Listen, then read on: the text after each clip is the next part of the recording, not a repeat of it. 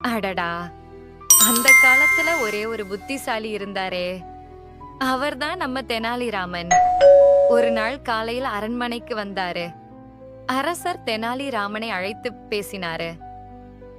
ராமா, நம்ம அண்டை நாட்டார் கேட்டாங்க, நீங்க சாப்பிடற ஒரு அரிசி மூட்டையில் எவ்வளவு அரிசி இருக்கும் என்கிறது உங்களுக்கு தெரியுமா என்றார்கள்.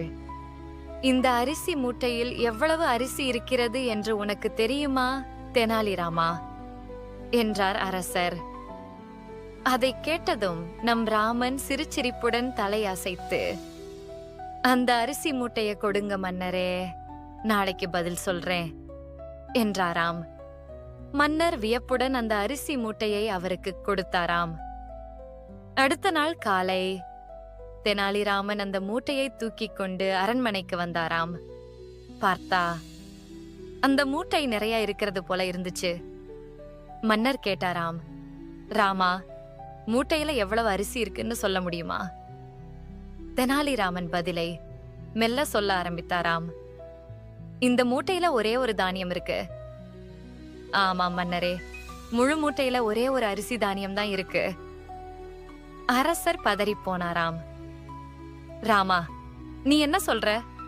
முழு மூட்டையில ஒரே ஒரு தானியம் தான் இருக்குன்னா இது என்ன ஏமாற்றும் வேலை இல்லையா? ராமன் சிரிச்சாராம்.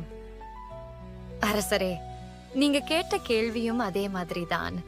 ஒரு மூட்டையில எவ்வளவு அரிசி இருக்கும்னு கேட்டீங்க, நானும் அந்த கேள்விக்கே பதில் சொன்னேன். அரசர் சிரித்தாராம். நீதான் ராமா, புத்திசாலித்தனமான பேச்சு என்றால் நீதான். இதோ நண்பர்களே, ஒரே ஒரு வார்த்தையிலேயே அரசனையும் வியக்க வைத்த நம் தெனாலிராமனின் புத்திசாலித்தனம். மீண்டும் இது போன்ற அருமையான ஒரு கதையுடன் உங்களிடம் வருகிறேன்.